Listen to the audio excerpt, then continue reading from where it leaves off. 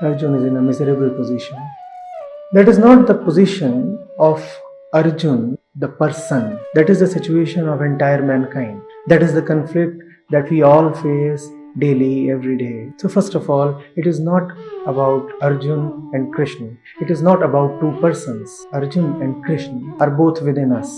Krishna is not standing in front of Arjun. Krishna is the heart of Arjun. Acharya ji, there is a question in my mind that keeps bothering me quite a lot. So, this concept of, wearing short dresses and not being seen in short dresses in the public. That you can do it at home, that it's fine if you can wear whatever you want, but at home. But don't go outside in those short clothes, in your, in what you're comfortable with. Some of the world leaders even allege that one of the reasons that a woman would get raped is because she was wearing revealing clothes. So what is your understanding on this? There are two sides involved here. One, the woman who is walking about wearing whatever clothes she is, and she has her own story to tell. And then there are those who are leering and jeering and ogling,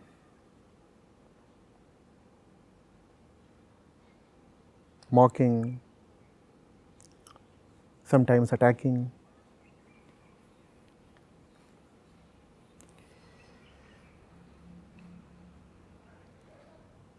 I would want to have a sincere discussion with both of them. Firstly, with the side that is so articulate in saying that women should mind their clothes, their dressing. I want to ask them, what kind of person are you, man or a woman? If anything is able to disturb or provoke you so easily,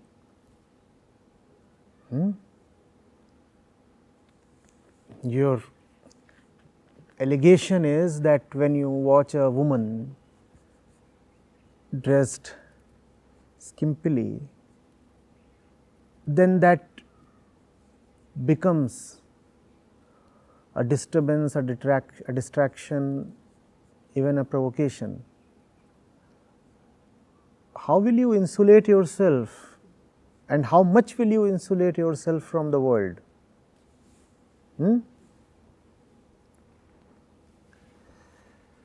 And what are the limits to what you want to see and not see? Today you say that women's legs or thighs provoke you.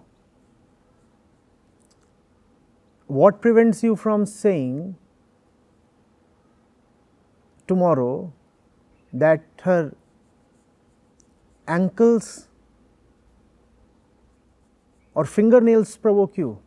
Would you then demand that she cover up from head to toe? I want to question this. After all, body is body, skin is skin, flesh is flesh, and blood and bones are blood and bones.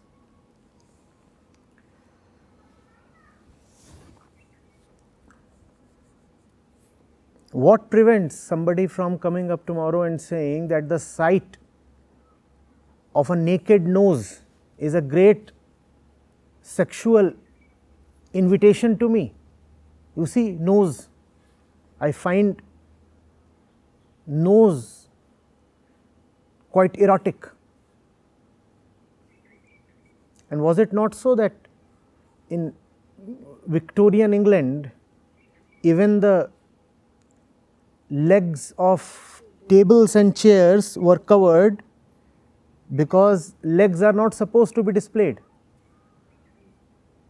I mean, it's a matter of conditioning. You can condition yourself to think that legs are highly sensual, even erotic. Even on tables. Even on tables, even on furniture. So, this whole thing will not rest even if you totally drape the woman in all kinds of protective clothing.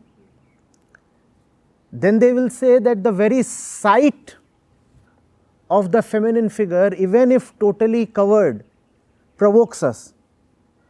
So, women should not be allowed to even walk in public. And the matter might not end even at this point. They might say the very thought of woman provokes us. So, women should not probably allowed to exist, because if they exist and if we know that they exist, they become a disturbance to us. We are being disturbed, our mental peace is being lost, and women are the culprit. Why do they exist at all? Go ahead and attack them. So, I want to ask this to them. Is it really so that you cannot stand the sight of a bare arm or thigh or back or cleavage? Is it really so very explosive to you, you can't stand it? What kind of a person are you? When the woman is not in front of you, do you keep fantasizing about her all the time? This is mental illness. Only if you are indulging in all kinds of sexual fantasies and inner perversion will you then jump upon her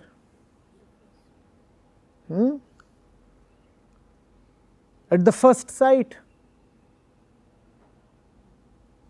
right? Otherwise, there is hardly anything so very alluring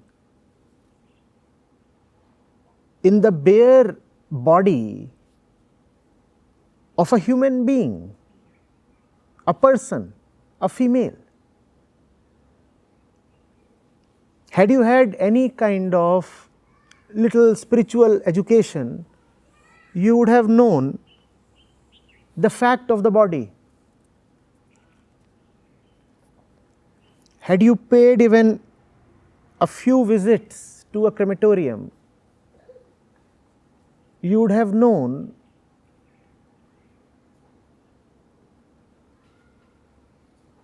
what bones, skin, blood and all the visual beauty is really about. You just need to see the intestines popping out of the stomach of a burning body, and you would lose all fascination for bellies and belly buttons.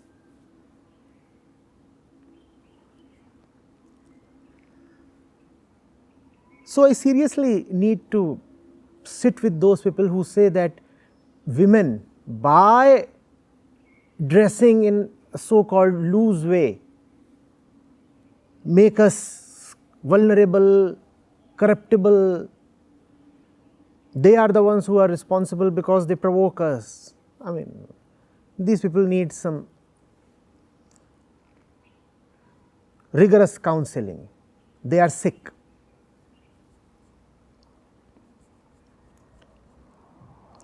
Then there are the women who say that it is a mark of our freedom that we wear whatever we like to wear. I understand. Freedom must be respected. Freedom must be respected, but for freedom to be respected, freedom must be freedom, not conditioning.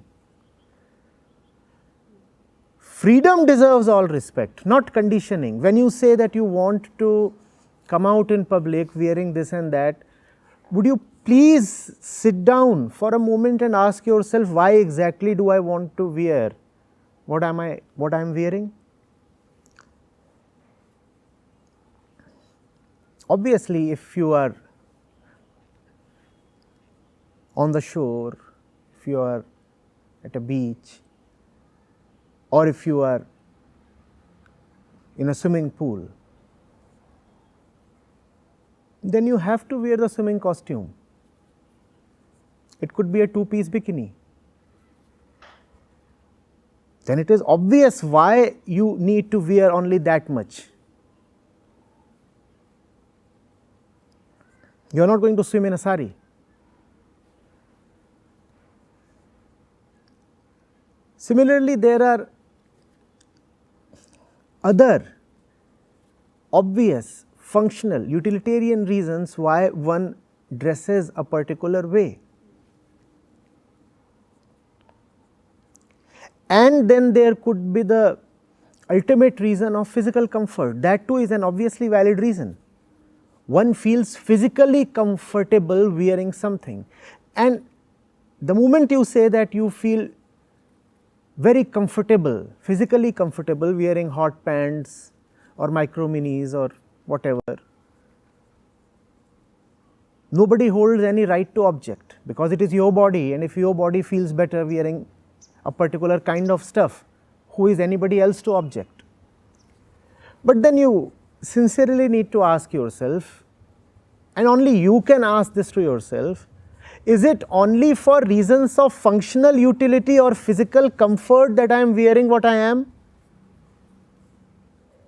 If you are wearing what you are wearing because it is functionally needed, let us say you are an athlete, you will have to dress up in a particular way. Or if you say that you are very comfortable wearing this or that because it is hot and you can't stand to wear something that is heavier or more oppressive in that kind of weather, fine. But I have seen women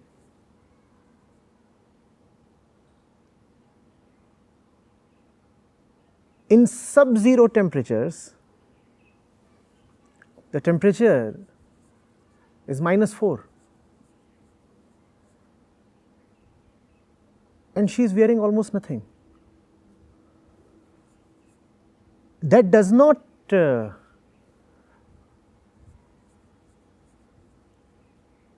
provoke a reaction from me, but basic, simple curiosity. Are you cold proof? Are you weather and climate proof? Do you have some kind of divine heating mechanism inside you that men do not have? How is it so that you choose to reveal the body even in sub-zero temperatures, and all the men are walking around in heavy woolens?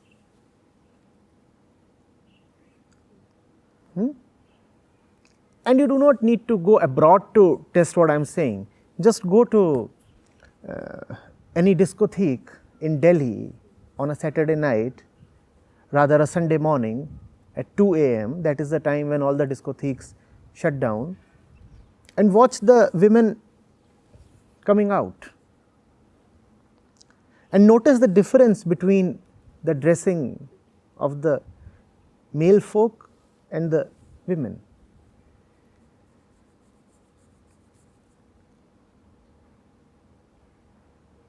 if you are using your body to gather attention, if gathering male attention has become very important to you, then it is not a good psychological state to be in. Are you getting it? And please remember, I am not saying this as an advocate of the male population. I am saying this as a friend of the woman.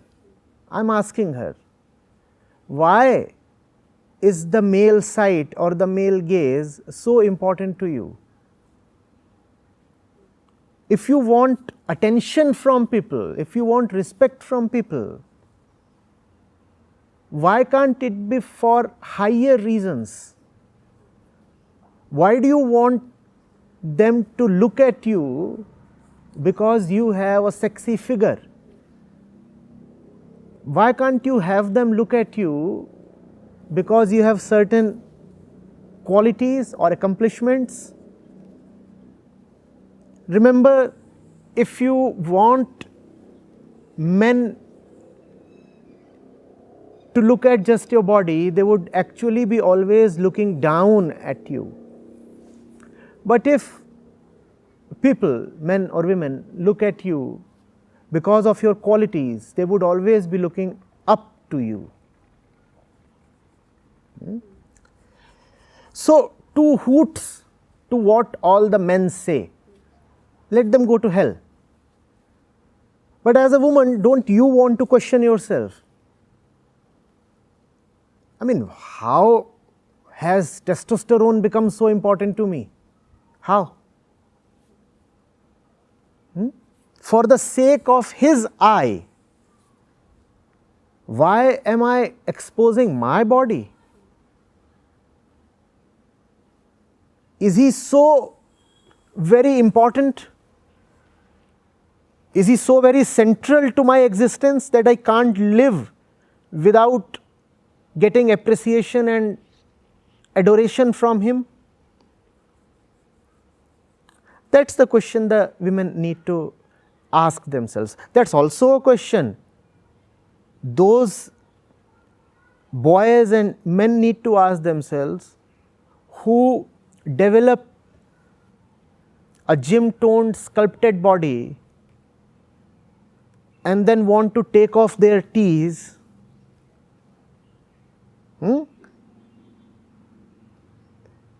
in all kinds of pretexts. And that's obviously to get the attention of the other. I understand, we live in a society, we are related to each other. We will have something to do with the other.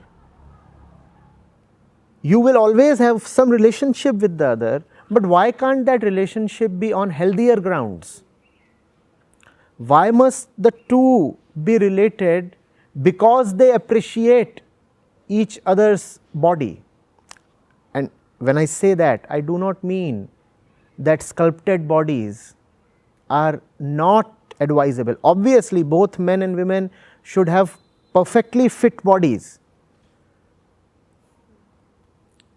right? But then relating to the other merely by advertising your body is no good, no good.